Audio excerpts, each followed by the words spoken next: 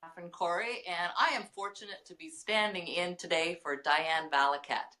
So, one of the things that Diane asked me to do is to come up with something that would be helpful for people who are going through separation or divorce. And I'm a relationship coach, so I came up with 5 things that I believe help, or at least absolutely helped me thrive after my divorce. So that's what I'm going to share with you today.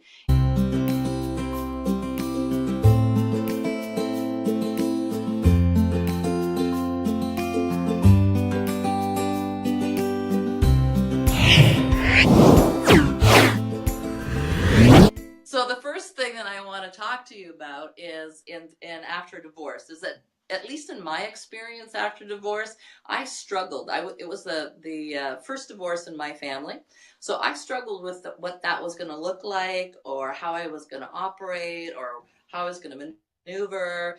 I was a single mom. I was overwhelmed. All of these things were going on, and I was absolutely struggling. So my first tip for thriving after divorce I came across, and it's going to be about creating a new story. Because one of the things that I discovered was I didn't really have a story that worked for me, that was going to work for me to rediscover some element of happiness. So this came about, I was introduced to a woman by the name of Peggy McCall, and she introduced to me what she called a life script. Now, I've done personal affirmations before, which probably you've done, but this, and I've also done vision boards.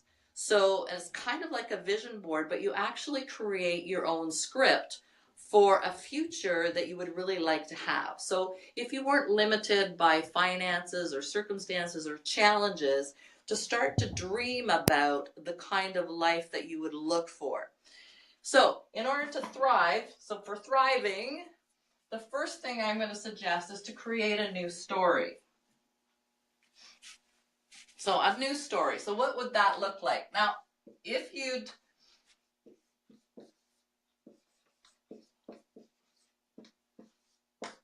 been fortunate enough to take Diane's course, one of the things that she leaves her participants with is their core values and a mission statement. So if you happen to be one of the ones who've been taking her course, then that would be the first place that you could start in creating this new story. To start off with the I am and your personal core values, and then your mission statement. Now, in Peggy's work, what she showed me to do is I created a long script, and then I spoke it. And when I was speaking it, she said, and here's one of the things in terms of our humanness, is that if we bring our feelings, our positive feelings to it, we're much more likely to believe that it's possible. So I created a script that had my values in it. It had some of my mission statement. It had statements about the relationships with my children that I wanted, using positive words. Because one of the things that Diane talks about in her course too is that negative self-talk. So this is one of those things that you can use to work on replacing the negative self-talk. So as you're doing that, creating that, and then once it's done, move it into actually an audio recording. So again, at that particular point in time, and I said this to Peggy at the time, I said, I don't even know what kind of a future, what kind of a vision, what I would want my life to look like. I'm kind of overwhelmed and confused and uncertain about that. And so she said to me, she gave me some written samples and said, well, look at these and see how you feel about what some other people have suggested, and maybe you can use some of those passages. So for those who are interested, because I can't go into all of them, if you want to connect with me, email and talk about create a story, and I can send you samples, and I can also send you a template. Okay? So the process was, so I wrote these down, then I read it out loud to her. She suggested where I might want to really pump up some feelings and some emotions and get some positive, so she coached me on it a little bit. And the idea was that she coached me to the point where we actually recorded it. So I got to go through my own life script, and I recorded it as if it was true. With all of the positive, all of the energy, all of the, yes, this is exactly what it is that I'm looking for. Now, I got that, and then I said to Peggy, I said, well, that's okay. I can do that, I can hear that, but one of the things that I knew that I had been missing, and I was feeling that I was really needing, was some support and encouragement from somebody else. So I asked her if she would be willing to record some supportive and encouraging words that had to do with my new life script. So it wouldn't be just my voice I was hearing, it would be another positive voice. And she agreed, and it's actually something I've done for a few of my clients as well. And so that was recorded, and then the next step of that, as she said, and probably the hardest for me, was to listen to it 5 to 10 times a day. So starting out the day, listening to it, listening to this vision, this feeling of this life that I was really looking forward to. And it was powerful. I have to tell you, it was really powerful because it took a little bit of time, not too much, but these things, I started to move, I started to feel better, I started to feel more certain and more confident about the future. So that's my number one, is the create a new story. So after you've created a new story, what then?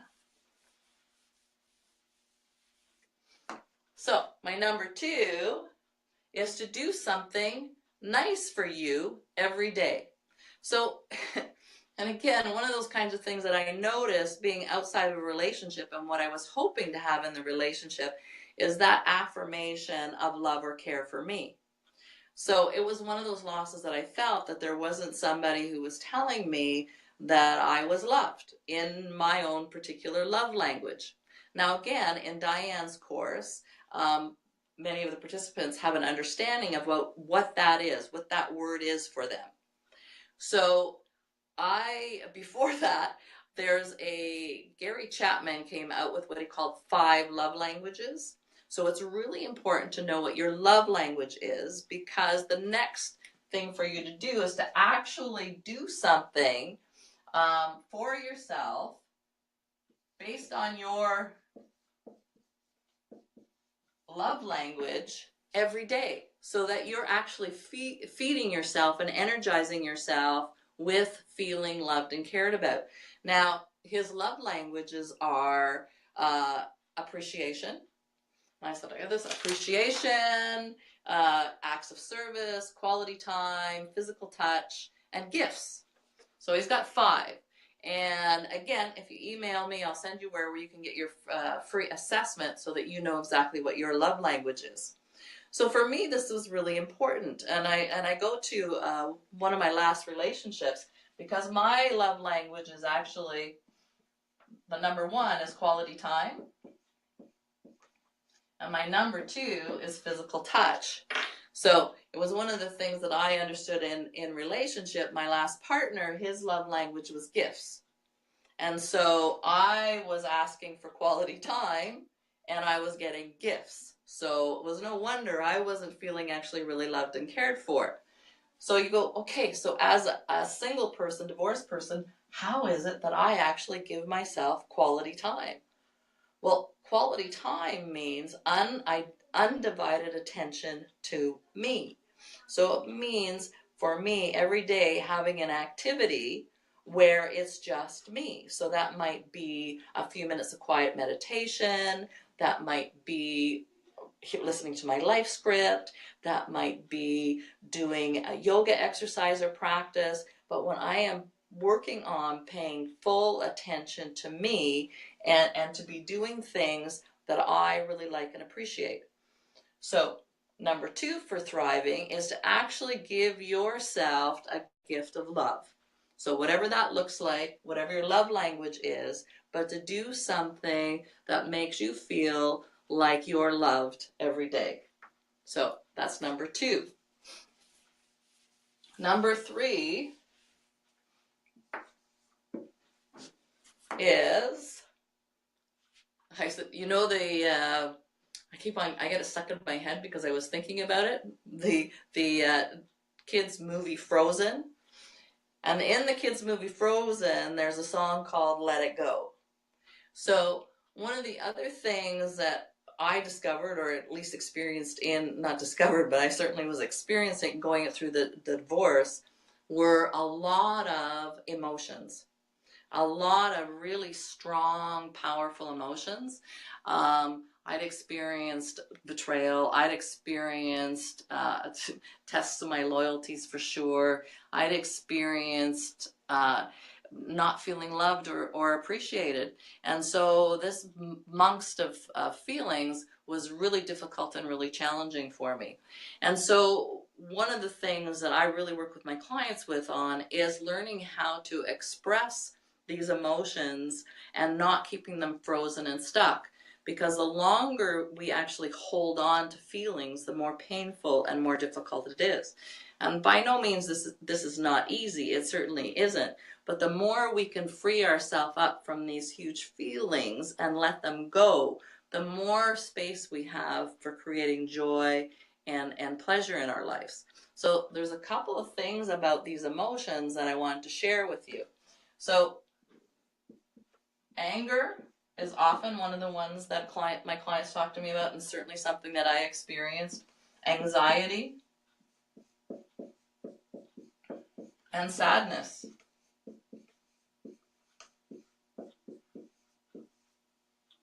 Now, anger, just in terms of it, is an emotion that causes our energy or our focus to go outside, which is often why we may project it on another person.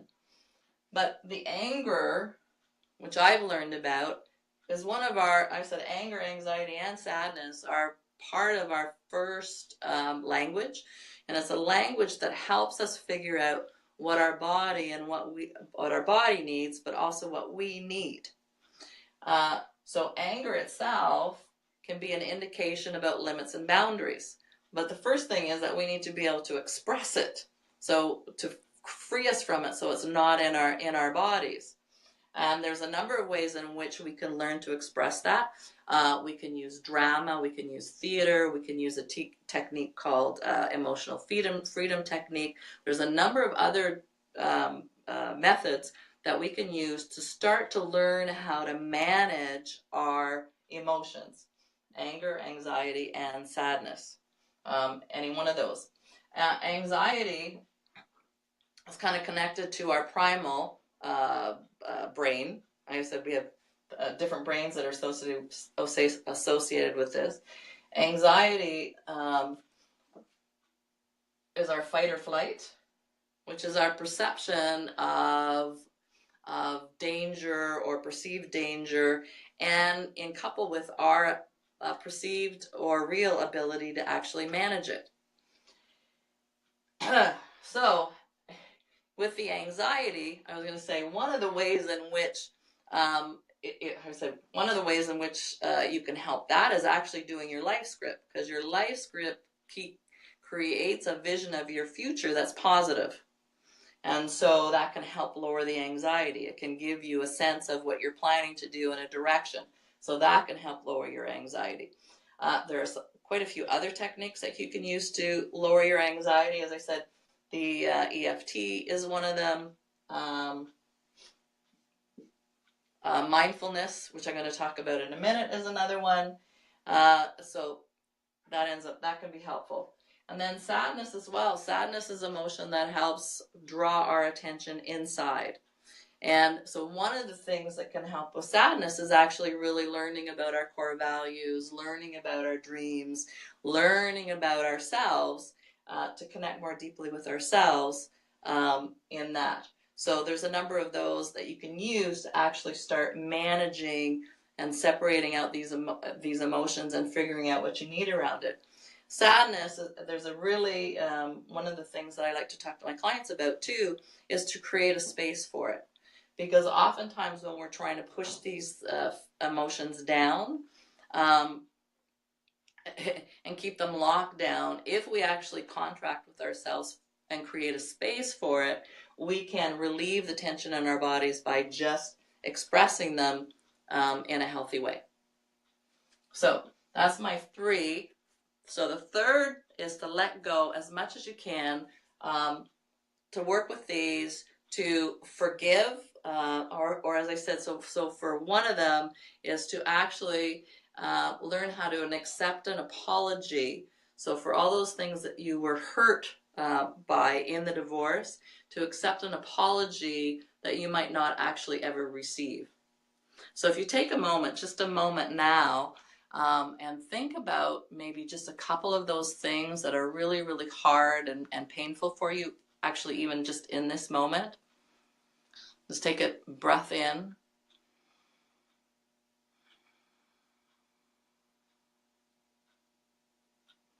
And I'm just going to say, I am really sorry that that happened to you. So you may not actually hear it from the person who really needs to say it to you, but I want you to hear it, that I am really sorry that that happened to you. I am really sorry that you were hurt in that way.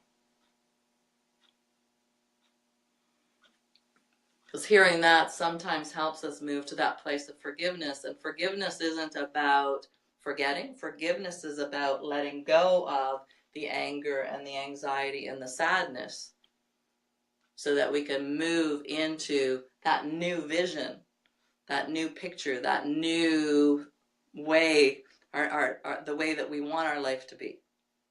So it frees us to move into that. So, number 4, the tip, is mindfulness.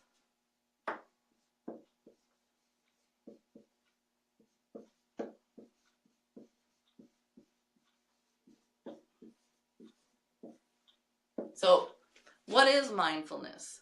Mindfulness is actually the ability to be intentionally aware in the present moment. Okay, so mindfulness is the ability or the practice of being intentionally aware in the present moment. So you say, well, why would mindfulness help? Well, mindfulness is also one of the things that helps with the big emotional turmoil. It helps let go of that. It helps bring you into now. So, what is it?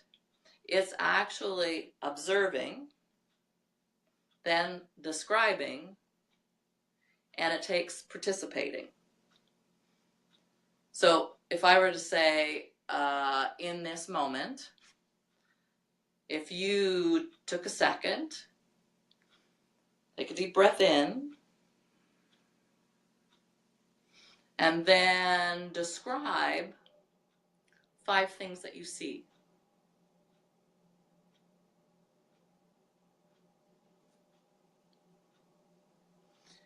And then describe 4 things that you hear.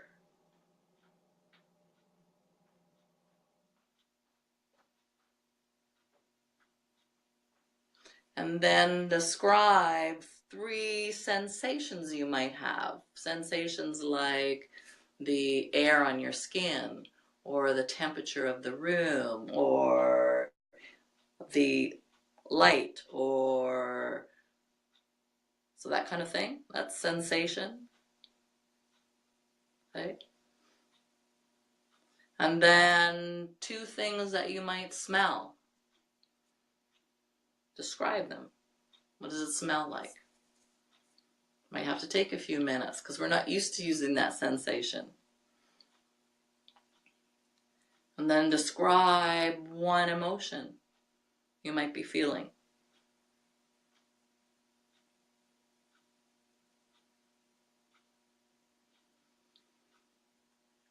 Now, that's not always easy to do, but that is a practice that as you practice it, it helps you become more mindful of the moment.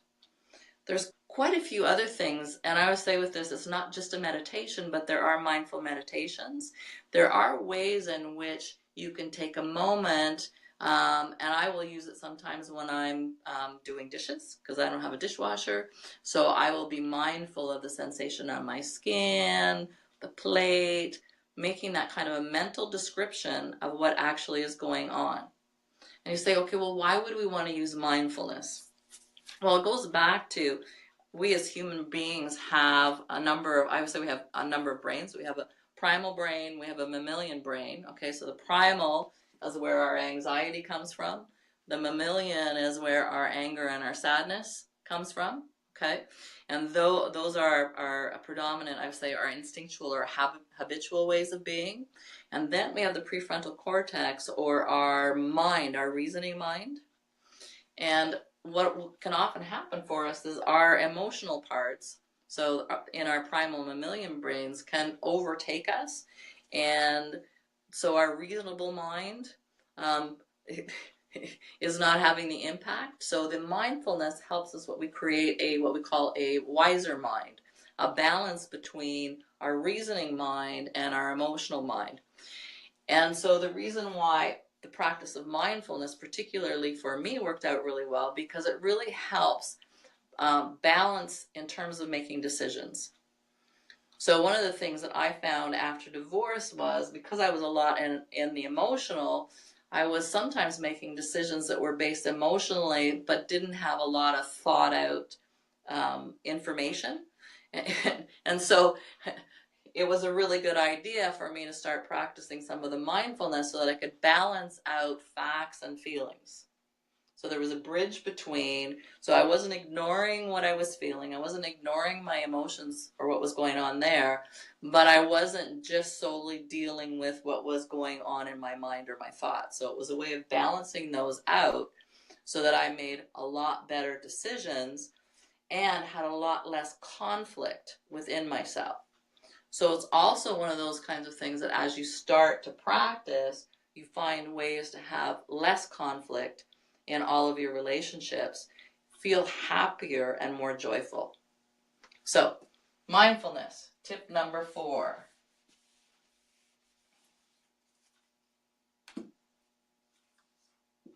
So tip number 5 is to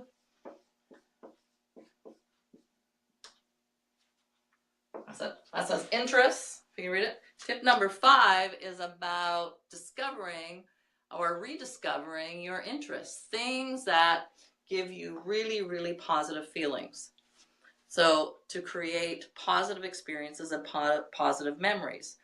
So one of the things that always created really good memories for me was travel or visiting new places. So shortly after my divorce from my children's father, I took them for a 1-week vacation. I was okay enough to take them for a 1-week vacation to Prince Edward Island, where we had an amazing time just hanging out together and walking down a beach. And, I still recall it. I still recall many of the walks that I took down the beach and the swimming and the fun that I had with the children and with the dog. And it was lots of really, really positive memories. So that's one of those positive memories that worked for me. But it also really, I didn't realize it at the time, but it has certainly held my kids together as well. It is one of the times that they remarked on a lot. So for me, it's reconnecting with the things that you're interested in, the things that give you positive energy or that you feel really, really good about, so that you're building up positives and those feel goods, not only for you, but for your children if you happen to have children. So it's another way of, I would say, feeding yourself that positive thing, positivity. So why would I say all of those things? Or actually, I'll do like a recap. Because one of the really important things that I discovered and I've been working on for a long time is having a really, really good relationship with me. Because having a really good relationship with me is a foundation for having much better relationships with other people in my life. And how we have, and I would say, Diane talks about it in her Rebuilding Relationships, the essence of you, what's at the core of you. So what's at the core of you is values. I think I talked about that, right? Your values, okay? The other thing is your dreams, right? So being able to figure out what your dreams are by writing your Power Life script, being able to include your values there, your interests, really help at being able to help you figure out how to express yourself, right? So your interests, your personality. Like I said, part of your identity is here. And all of those things are supported by having the life script, feeling your feelings and letting them go so that you can figure out many of these things that are in there. Mindfulness, letting go, yes, letting go, mindfulness, your own love language, so that you're fueling yourself with the fuel that you need in order to develop yourself, and to be present and mindful to what is going on, and creating those positive experiences for yourself. So that's the wrap up. And if you have any questions, or I have the template for the life script, I have mindfulness exercises, I have other resources for learning how to let go. So just email me with the information that you're looking for in the title, and that's to Catherine@spiritwalk.ca. Thank you.